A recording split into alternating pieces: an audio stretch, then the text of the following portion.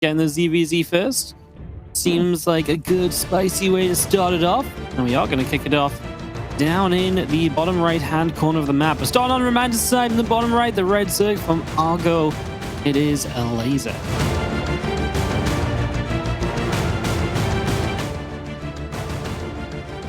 And up here in the top left-hand side of the map, we have the blue Zerd player. He's going to be the wonderful, the only Denver from Team Oplon.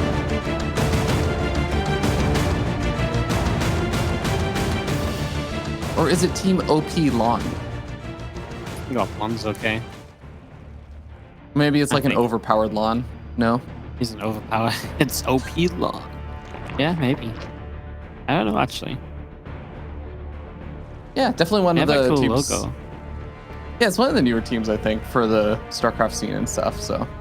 Yeah, he's been part of it for, I want to say, not more than a handful of months at most, right? Yeah. Because he was on Team Coca for a little while. Indeed, So, indeed. Yeah, still got Marine Lord and stuff on Team Coca, though, right? Yeah, I think Marine Lord's still on Team Coca. It's one of those things where it's like, something to kind of help people over to the next, kind of until they have a new team offer, right? Basically, so. Yeah, it's fun listening to like Roddy talk about that also, where he picks up players and they get other offers from teams, and they're like, I kind of just want to stay on Team Roddy. And he's like, mate, this is supposed to be like I know a temporary stay. Goblin's like, I'd rather just stay on Team Roddy. Roddy's like, okay, maybe you better start shouting me out in those interviews. And that's why Goblin has started going Mass Phoenix in all of his matchups. Yeah, then every game's a shout out to Roddy, right? Yeah. Well, what's a proper shout out to Coca then, if you're on Team Coca? Well, considering I still don't really quite understand the name of Coca's team, I guess I don't really know. Yeah. I guess, yeah. Maybe you just go with the typical like shout out to the Frenchies. Le Baguettes. Yeah. You just have a baguette every single interview that you do. Just wave a baguette. That's the sign of my team. Thank you, Coca. You eat the baguette. Coca, you gave me this. Thank you. It's been a very weird start to the ZVZ for your Dragon. Yeah, it's been a weird start in the conversation, but I think that the gameplay and stuff, it has been a very passive start. Both these players just kind of open up with their typical Lings setup and getting up a pretty quick third. Yeah, I mean, for what we kind of lack in standard intros, the game has made up for and just being super standard in itself. One of the rare occasions you may actually just see very standard ZVZ. You'll see how aggressive both sides get. Obviously, if one side ends up going kind of, a bit more aggressive, then the game gets very interesting. But if they both just make a handful of Lings, couple defensive banes and sit at home, it's very possible we just rush up into Roaches on either side, or maybe even into that lair to go into Aspire and Mutalisks. And we just, like I say, start going into that super normal game. I tell you what I'd love to see a bit of. I'd just love to see straight up Roach versus Roach, because you just don't see that nowadays. The amount of times you see mutas, melee upgrades mixed in, or, Roach versus Roach with a handful of mutas. It's been a while since I've just seen a straight up good old Roach Ravager versus Roach Ravager positioning war where we've got tunneling claws taking harassment units around. I'd love to see a bit of that at some point. Yeah, I actually think that, especially when you put it in the context mentality-wise of a game one, as this Ling comes in, spots out the timing of the layer and everything, which is, evenly timed for both sides, so not a huge deal. But I do feel like when you have those kind of games, it's oftentimes very telling of like, okay, yeah, but just keep in mind, if this goes to a late game situation or like a normal standard macro game, like I'm the better player. I feel like it is a statement if you can win one of those kind of games. Oh yeah, for sure. As we see, the Evo Chamber way faster for Elazer, so his +1 already starting. Now his lair is also just a little bit faster. You do see Denver adding Roach Roar in an Evo Chamber now. I don't think Denver has any plans to make this anything kind of super weird. Sorry, other way around. Sorry, Denver has the +1 missiles. Elazer has just got the later Roach Roar in the Evo Chamber coming up. I don't think we're going to see like an immediate Spire. And maybe we see a Spire, but with the full intention of playing Roaches behind it. This is definitely not going to be just a commitment to masses of Mutalisks. So yeah, for now, we're going to get kind of a bit of Roach on Roach. Looks as though Denver going to stay a little bit more eco-focused as drones come out, while Elazer makes a few additional Zerglings. We'll see how he uses them. In fact, he's going to start some Roaches too. And that obviously could set you up for timing in the future, maybe when +1 hits. If you've sat on 55 drones this entire time, you can just end up on that little bit of a better army while Denver is still focused on economy. Yeah, I also want to note that we just saw one of those, a couple of these scouting lings have been poking in left and right, back and forth. But Denver's scouting ling pops in and just sees like 3 drones pop. And those are the last 3 drones that Elazer was making, because he's actually just been making roaches ever since. And because of that, we do see that Denver was still even just making a few more drones there. But now he's got the roach was coming on out. And we'll see if he's going to have enough to deal with this Night Storm that you were mentioning.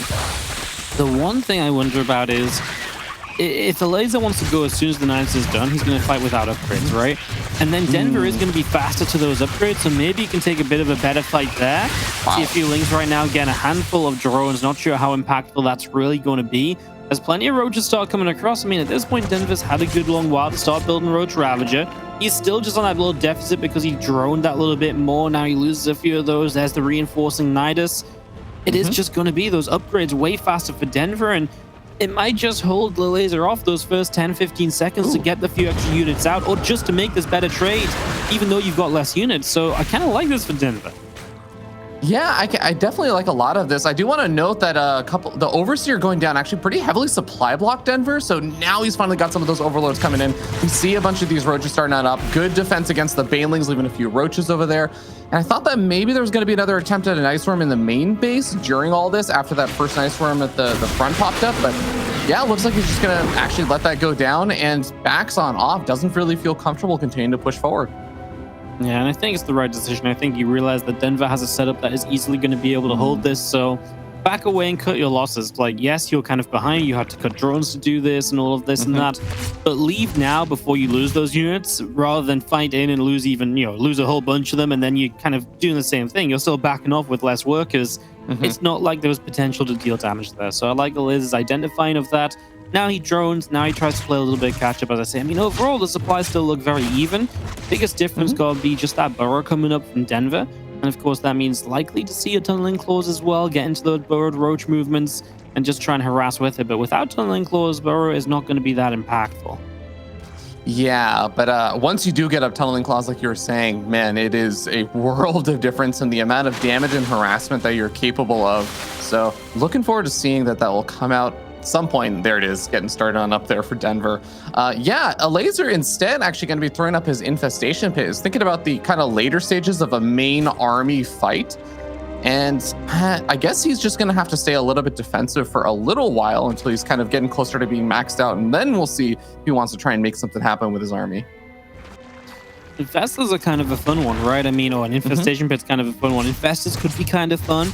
Obviously, you've got that potential to go up into Hive that opens the pathway to +3 missiles, and of course, Vipers. And maybe even then, if you want to go Hive, you can drop Hydra Den same time, go Lurker and start making your way there. Any of that is an investment, though, and any of that is just going to weaken your Roach army. But if there's ever a time to do it, it's when you're maxing out, because then your Roach armies already stand the same, and you just have to defend well, and you can offset any sort of disadvantage you have putting money into tech. And I love this from Elazer. A little counterattack already. He's going to get caught pretty quick, but gets a few drones, will trade okay against the first few roaches, and look at Denver just, coming all the way back home, giving Elazer that time to really set up into the Hive tech and beyond. Yeah, this is some really, really great damage over here, just in terms of forcing his opponent to actually reposition. So Denver, like you said, pulls all the way back, and that means actually that the rest of the army can move over to this position. And now Denver has to try and move down through this choke point of the ramp. Looks like Elazer's just going to go after the hatchery really quickly and then try and back out of there. Is he going to be taking a lot of damage on the retreat? Corrosive Vials definitely favoring Elazer at least the beginning of this fight, but the numbers in terms of how many units are at that front line are favoring Denver.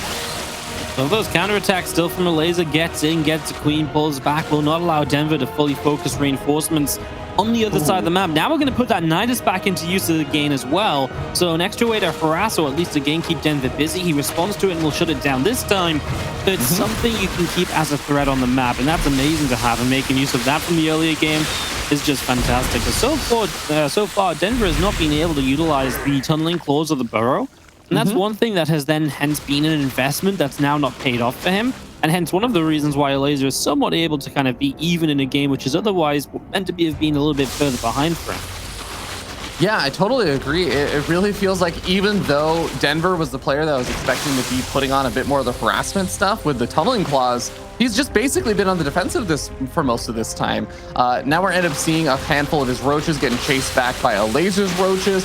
Is starting to take, I mean, he should be taking slightly better fights with the Carapace upgrade, having finished up a decent bit before Elazer's, but it does seem like he just keeps getting pushed back. He's not able to make any headway. Yeah, I can't really get this going anywhere, really, as we do see these roaches coming across from Elazer too. There's some burrowed roaches. This is really what I feel like we've needed to see a little bit for Denver, because that's been his advantage, having the ability to burrow and harass. Beautiful movement here from Elazer, fighting the right side, then the left side, then splits to fight both.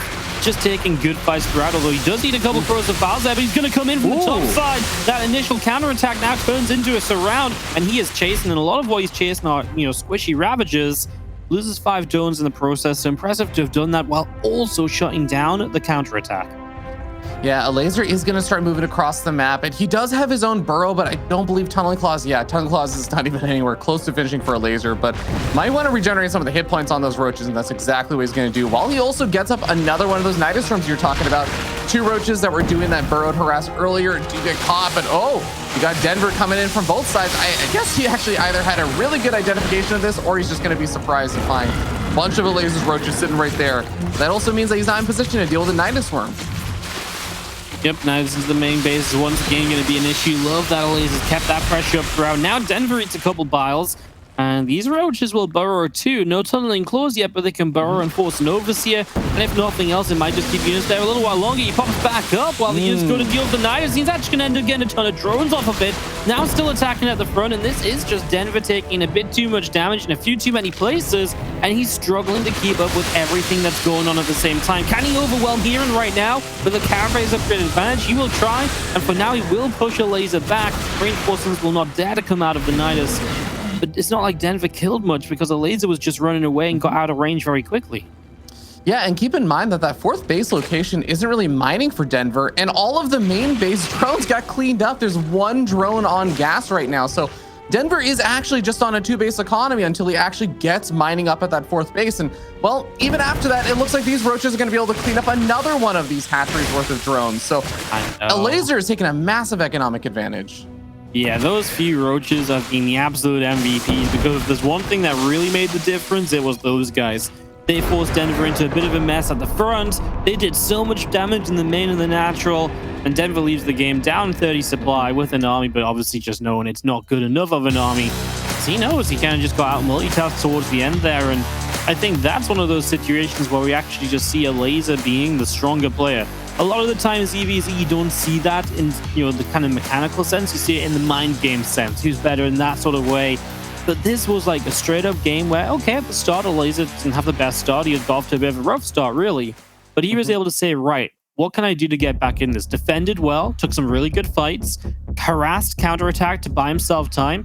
And obviously, in the end of the day, he was just doing everything to actually win the game at the very end. Yeah, I think that's a really good way of putting it. It's the fact that Denver had a pretty decent position because of just kind of how the decision making had worked out. Of Elazer made a bunch of these roaches. He was going into like making the Nidus Worm and stuff and wanted to be aggressive. And Denver had actually reacted and defended pretty well against like the initial Nidus Worm attack. But Elazer, when you win that kind of situation, like it's going back to what we were talking about before, it's a little bit of a big mentality win, right? It's, hey, this is StarCraft, and if we really need to take it to a late game situation, I'm better than you. How do you, now you play out the rest of the series and you kind of keep that first game in mind, like, yeah, he kind of just outplayed me in that first game when we took it later on. Yeah, it's definitely a difficult one for Denver to kind of claw back in from, because now if he does something weird, for example, and gets like maybe a little bit ahead, he's going to have the same idea in his mind, right? Oh, I was in a similar position in game 1 and I wasn't able to close it out. And now the pressure's already on to kind of do that much better this time around. So yeah, a little bit of a rough one. We go to Oxide for map 2, of course, and it couldn't be more of a different map, right? Much smaller. It's not romanticized, let's just put it that way. So this one could just be interesting from the start. Maybe we see a hatch tech all in already. I mean, mutas is always a possibility, right? But this is a shorter rush distance map, so it's possible we don't see the mutas because of it. Best way to find out, Fear Dragon, dive into the game and see what the players want to give us. as we get on into game number 2 of Elazer versus Denver. In the upper right-hand side, we do have the blue Zerg player hailing from France. This is Denver.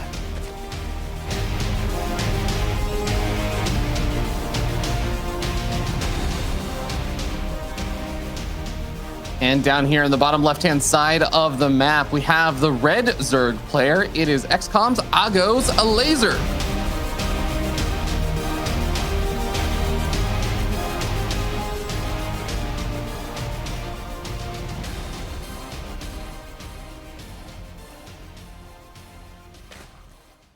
Well, I'm kind of with you on what you were saying though, Wardy. Like, I would not mind after that first game, because we got a little bit of the satisfaction of the kind of Roach versus Roach wars. I don't want to see Denver take it into quite the same kind of game this time.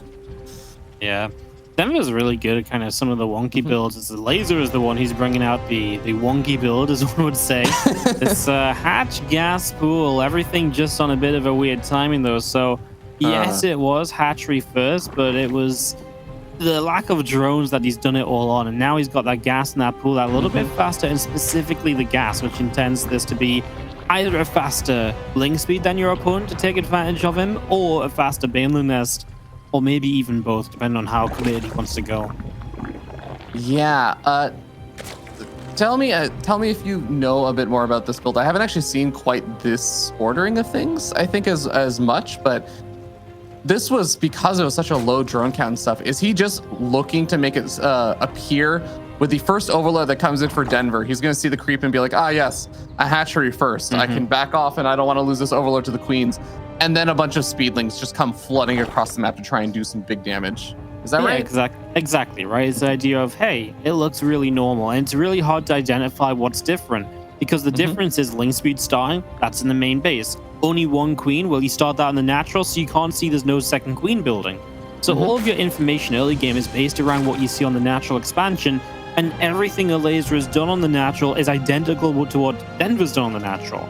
It's what Elazer is doing in the different, and which could of course be so deadly, as he is just stacking up lings, and he's looking for a cheeky quick win. As man, Denver just has no idea. What he really needs to do, Denver, is these lings needed to kind of somewhat move across the map to try and get across and to see, poke in and be like, wait a sec, there's no drones. Oh wait, you've got loads of lings. That's the kind of thing you can do with those ling scouting. But they're just sat at home, and that means he is going to have absolutely zero information on this until Elazer is moving across the map with ling speed in play. Yeah, Elazer even kind of drawing those two lings around and be like, ah, look, I'm harassing your third base. Like, you gotta pay attention to these. And as soon as Zergling speed finishes up, we're already gonna see some of those lings moving out with no Zergling speed, because he knows this one ling is about to reveal that Zergling speed is finished. And here we go. The Overlord has spotted it out. What is Denver's reaction? Outside of just making the lings, he is canceling the third base and making a full Evo Chamber wall at that natural. So let's see if it works. The ling's going to jump on a queen right away. The queen in the back is going to be a little bit off a transfusion, and that means that queen's probably not going to get transfused off before that queen, guys. It's very close. It was 2 energy away. That queen will hold with other lings in the wall now. I mean, now you just want to take... I mean, I feel like it was a mistake by Elazer not to continue on that Evo chamber, because he could have broken through that evolution chamber by now, and he could already be in surrounding the spine crawler. Instead, he's kind of just stuck at the front, so this is no longer working out at all. Yeah, this gets really awkward now too, because now you've wasted so many attack cycles of just trying to work out on that Evo chamber. You've lost a bunch of Zerglings. The supplies are even, but that does not really even tell the tale over here, because even though 4 Evo chambers is probably a lot more Evo chambers than you will ever need in the game of StarCraft, it is a situation where that worker count is so heavily favoring Denver, and he's still got the wall going. I wonder if Elazer kills off this queen now, backs away. I almost wonder as if initially it felt as though he didn't want to kill it because he didn't want to deal with the the broodlings coming out of it. And then he comes back up here. I'm like, well, maybe now the plan was to like keep it alive so it was low HP so you could like kill it when there's more Zerglings, but that's obviously not working. And the moment that Baneling's up, obviously this is just a done deal for Elazer. You can't do anything else. He has been playing catch up on drones. Remember that Denver did cancel a third hatch initially as well. So this is 2 base against 2 base. Biggest difference is Denver has so much gas in the bank, and he's already started a lair. And he's just going to say right now, if I just go immediately toward Mutalisks, it's going to be so difficult for you to do anything substantial before I get to Mutas, I think. I mean, he starts a Roach Roaring. I just feel as though he's about to spam up into mutas though, right? Because what could Elazer do to kill him before he gets to mutas? I don't think very much is really my answer. Yeah, I think also somewhat important there as well, just that he got those 2 Zerglings out despite the fact that he was kind of being self-contained this entire time outside of his natural, but he still got 2 Lings across the map and saw drones popping out of the larva and just seeing the saturation and saying, okay, yeah, you are just playing catch up. You're not just waiting for me to be like, oh yes, and now I'll go retake my 3rd and move some drones out and try and run in with even more units. So the Roach Warren acts as like a nice, I think, safety against, oh, Elazer just being crazy and continuing to make units. But now he knows, like, I don't have to really worry about that. I just have to worry about trying to get up that 3rd base with the Banelings. Which, to be fair, Elazer is making very, very annoying work of, right? He's keeping that 3rd base from building. And the longer he does for that for, the more successful this game may actually turn out to be. Beautiful micro on the Banes as well. He's making sure to only send really like 1-2 Lings forward. In the end, he's like, okay, well, these Lings aren't going to do anything, so I'll just dive the last 2 or 3 in to guarantee to get that Bane. He traded out all the Banes, and one thing that does is it may force Denver to be a bit afraid. And if Denver's then a little bit afraid, he might be morphing Banes defensively when he doesn't need them, and that means less gas to go into Roaches or Mutas, whatever Denver wants to build. In this case, we can see he's on the way to the Spire, but from the latest point of view, just denying that gas from anything is pretty much a nice job. Yeah, that's a very good point. We're going to see that these Banelings and Lings are starting to get a bit more aggressive and saying, Elazer, I know you want to take a 3rd base, but I know that you don't have any Banelings probably coming out right now. So the Queens are going to start trying to work away at those Banelings, start target firing on the Banelings, trying to take them out so that the Lings can finally engage. But all of the Queens have already fallen at this point. Even with a few of the Roaches coming on out, that's still going to hurt. Because remember, the follow-up over here is that there's going to be these Mutas. And not only are there going to be fewer larva injects and everything coming out, but there's just going to be less anti-air now. Yeah, it's funny, right? Like almost none of these defenses matter because at the end of the day, it all comes down to the Mutas. And anything that goes well for Denver here is just making the Mutas more of a snowball-y, move to, to play. So this is going to snowball, and it's going to snowball pretty hard. And Elazer sees the Mutas and says GG because his preparation for it is absolutely 0. Denver looks pretty happy with himself. He does take the map. I gotta say, I know Elazer likes to mix in these aggressions, but I really thought if someone was going to do that this series, it was going to be Denver. So for Elazer to kind of bring that out, and then for Elazer to kind of have it, fall flat on its face, it's a little bit of a shame. I gotta go back, Fear Dragon. Do you think he should have just targeted down that Evo chamber? I know in the moment it can be like, yeah, he should just do it. But even looking back on it now, I'm like, well, surely that was the best option, because what else was he going to do? Back away and just be behind, which is what he essentially did. He came back and killed the Queens. But it's all in that attack in that very moment, and I just don't understand why he gave up on the Evo when it was so low. Yeah, I mean, if we want to be truly tactical about it, you have so many Lings that you can afford to attack both the Evo chamber and the Queens, but it requires that extra little bit of micro of focus firing down the Evo chamber with the right amount of Lings and focus firing down the Queen with the right amount of Lings. And then as Zerglings die, you need to focus more of them on the Evo chamber. There's a bunch of extra stuff there. I think that maybe something just went a little bit wrong with that, because that's part of the reason why, right? He was still working on the Queens while he was working on the Evo chamber, but it did seem like maybe he was over microing or something went wrong with that micro where, yeah, the Evo chamber was missing a bunch of attacks that could have happened on it, and he maybe could have broken through. Yeah, it was genuinely close to dying. Remember that when we saw it be attacked again, it had double transfusion play out on it already, right? Yeah. So when it was being attacked a second time, it already been healed up a whole bunch. Yeah, no, I feel like looking back, because he maybe could have got the Evo chamber. Yes, the Brutalins might have been a problem, but if you back away, then engage, maybe there's a new Evo up, and maybe he just didn't think that was worthwhile. Maybe you could brute force your way in. It just felt like the moment that wall never went down was the moment he was never going to do the damage he needed. Alas, we move on into game number 3, which is Jagannatha for our map. I mean, this is oftentimes the 12 pool map lately, but at least right away, no one's going to not build a drone. So let's see what it brings us in the bottom left-hand side. Tying the series up with a good defense, our blue Zerg player is Denver.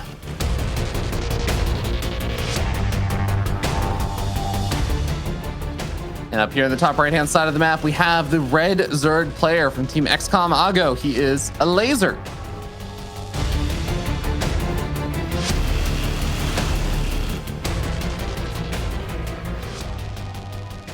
Yeah, no early pool shenanigans happening on good old Jagannatha, but Yeah, I think this is where it just gets really interesting to me now, because Denver's last win is kind of off the back of just being really good on the defensive. And even the early game the advantage he got in the first game was also off of a strong defense. So what would you want to see Denver do now moving into game number 3?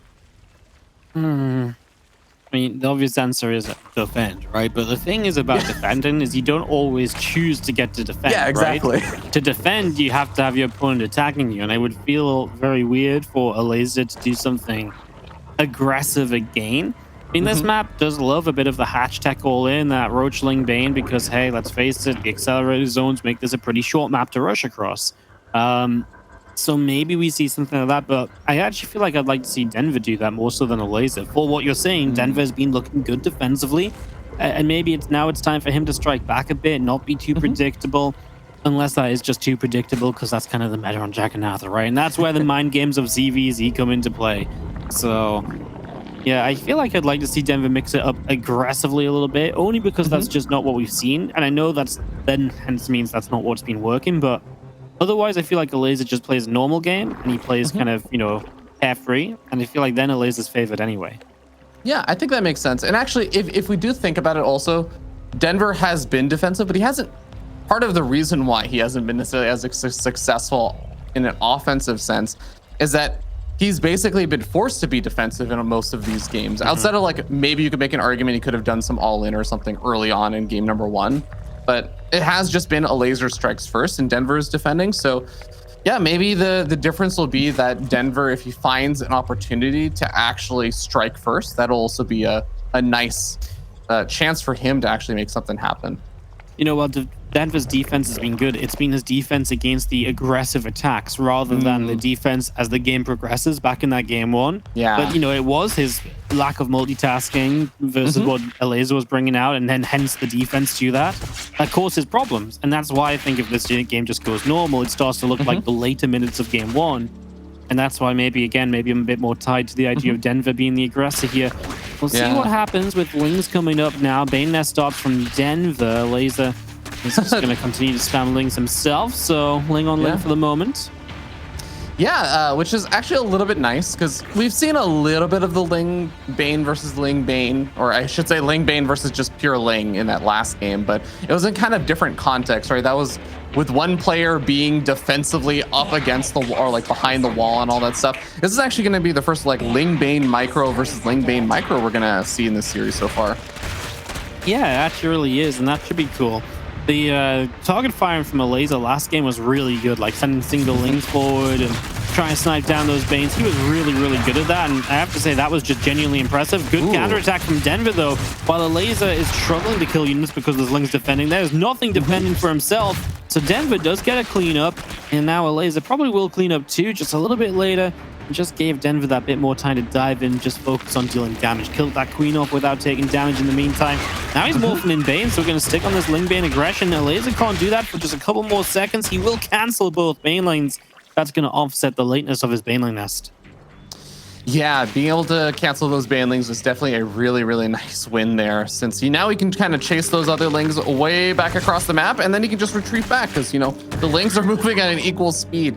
So now with all things said and done, yes, both players are still making a bunch of these Lings, but they're at pretty even drone counts, although Denver is going to be able to snag a few drones, or more than a few drones actually. 3 drones, not bad. Yeah, just diving back in. I mean, at this point, killing a drone or two actually goes a long way, because both players aren't playing off a crazy high drone count to begin with. 21-26 right now, as Denver losing a few due to those Banelings connecting is natural. So it is going to be actually a pretty significant... I mean, he's still making Ling Bane, and Elazer's been droning, so it's a 10-worker lead for Elazer. Equal army supplies. All Elazer needs to do is defend, and he's going to have the queens to take down the initial Banelings. I mean, that's a fantastic start. Now maybe be forced to fight towards your third base instead, but I don't even know if that's too much of an issue. Baneling goes off for some lava, which is okay, but I don't know if it's a game changer. And Elazer counterattacking too. Denver now trying to drone, and this is great for Elazer because he just sat up on workers the entire time and took no damage. Yeah, I mean, the more that these players just end up trading out their armies, the happier Elazer will be about it. Because, yeah, he got those drones up a little bit earlier. And if he is eliminating his opponent's army a bit, then he doesn't have to worry about the fact that his drone count's higher, but his army count was lower anymore. So we end up seeing, yeah, all those banelings did just get finished up over here for Elazer, whereas I think that Denver did start making a few more rounds of drones here and there. So it's actually like even-ish in terms of workers after, you know, larva injects and all that stuff finished up. But Elazer definitely holding a little bit of an advantage, and now also has the army supply advantage. That is something he didn't have before the last series of attacks. Yeah, no, it's just slowly being kind of tipping over more and more so into Elazer's favor, right? And you know, you see that Rotron coming up from Denver here. Elazer just hangs back for the Lung Bane a little bit.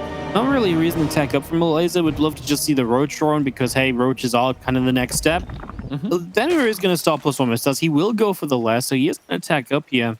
So there is actually some tech. It isn't just going to be, you know, an all-out all-in or anything. So that's cool to see. Maybe a Elazer could do something as Lings try and run by again, getting the Queen of Star. Not bad for you, Dragon. Yeah, getting a couple of drones as well. And a little bit unfortunate, Elazer actually had all of his Lings right there outside of his natural, and I think I just didn't quite notice it or something. But saves the Queen in his main base at least. Has some banelings ready to go for a run by. Oh, Denver's onto it, but is he onto it almost a little too late? No, he's perfectly timed for it.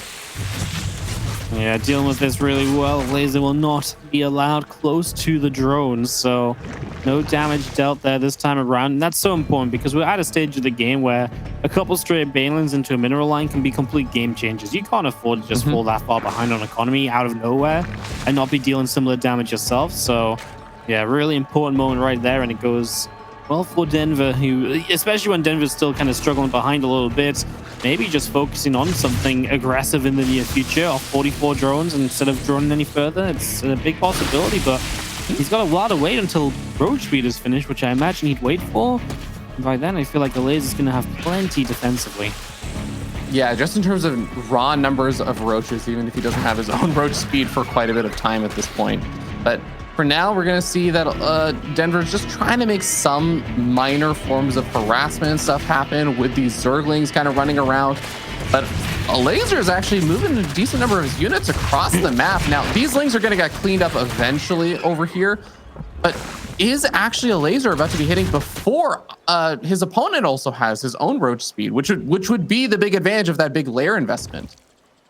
Yeah, I was just laughing sorry because that Queen on the natural, I swear, has died like 5 times this game. Yeah. It has not had a good game in the slightest. But no, it's a good point. The only problem would have been Elazer was also about to attack into +1 missiles, and that's obviously the really important investment. That's true. Elazer just doesn't have. I mean, Elazer just set up a dropper lord, right? So he's gonna have that to use slow-mo bands. He doesn't have overlord speed. Oh my goodness! Wow! Oh my He's God! laughing now, Fear Dragon. It actually kind of somewhat did some damage as these few Banes connect. This is so weird because Elazer is the one with like no upgrades or anything. You know, he's got a lab, no roach speed, no +1 though. And yet he's the one defending with like 20 more workers. He's got them all in setup, but with the economy, I mean, what a wacky CVC this turned into. Yeah, I mean, even at the beginning of that fight, he was up 20 some army supply. Now he's up still about like 30, almost 40 army supply right now, and is still up all those workers. Denver can't even afford a chance to make more of those workers right now. He's still just powering out roaches because he sees, wait, I'm outnumbered in my roach count, and yeah, I got +1 weapons. I'm actually now getting up +2 weapons. I'm a full upgrade ahead, but pretty soon my opponent's gonna have roach speed, and then what? He's gonna have way more roaches than me, and also have pretty close to even upgrades outside of like the +1 weapons. Like this is not a good situation for Denver. He can't afford a drone right now. I wonder if Elazer was just like mega afraid and that's why he never started any upgrades. It's just so weird the position he was in to have like nothing ready. And I know his lair initially was late and that explains the roach speed, but that doesn't really excuse the +1. We are going to be seeing him going that high to den, and well, these roaches running by. I swear down, this is not the game to be the Queen on the natural expansion. It just dies every single time. Yeah. This is where that one Queen request, can we please just research burrow just so I have to escape out? Can I burrow, please? Yeah. Well, we end up seeing that there is still a decent number of roaches being on the offensive at the same time that Elazer is also defending against those kind of roach counterattacks and stuff on the other side of the map.